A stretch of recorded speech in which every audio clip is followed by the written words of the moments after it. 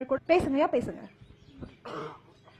சுழன்றும் ஏற்பெனது உலகம், அதனால் உழந்தும் உழவே தலை. தமிழ்நாடு வைகை விவசாய சங்கம், எம்எஸ்கே பாக்கியநாதன்.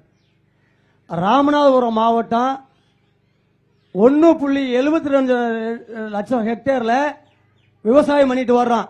இதுல 63,800 ஹெக்டேர் பரப்பளவுல பாசன வசதி கிடைக்குது. 1,10,000 ஹெக்டேர் பரப்பளவுல பாசன வசதி கிடைக்கல. அப்ப இங்க என்ன இல்ல, 670 பொதுப்பணித்துறை கண்மாய் இருக்கு, 12,000க்கு மேற்பட்ட யூனியன் கண்மாய் இருக்குது.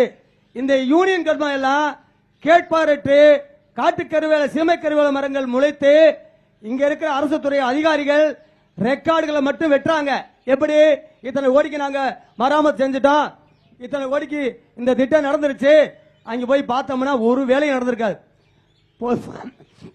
பொதுப்பணித்துறை அதிகாரிகள் இப்ப என்ன செய்யறாங்கன்னா, அங்க இருந்து இப்ப ரெகுநாத காவிரி வேலை நடந்திருக்கு, 46 கோடி ரூபாயில கோமதி குண்டார்ல இருந்து இங்க வந்து சேர்றதுக்கு வெறும் முள்ள மட்டும் வெட்டிட்டு பிள்ளை எடுத்துறாங்க.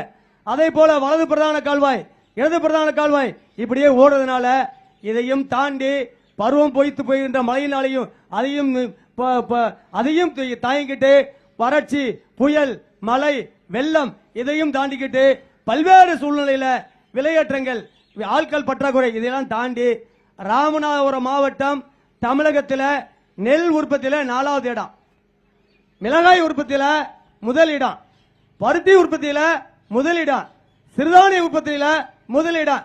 அப்புறம் எப்படி ராமநாதபுரம் மாவட்டம் வறட்சி மாவட்டம் சொல்றீங்க? வறட்சி மாவட்டம் இல்லை, ராமநாதபுரம் மாவட்டம் வறட்சியாக்கப்பட்ட மாவட்டம். ஊடகத்திலையும் பத்திரிகையாளர்களும் அதே போல அரசியல்வாதிகளும் திட்டமிட்டு இந்த மாவட்டத்தை புறக்கணிக்கிறீங்க.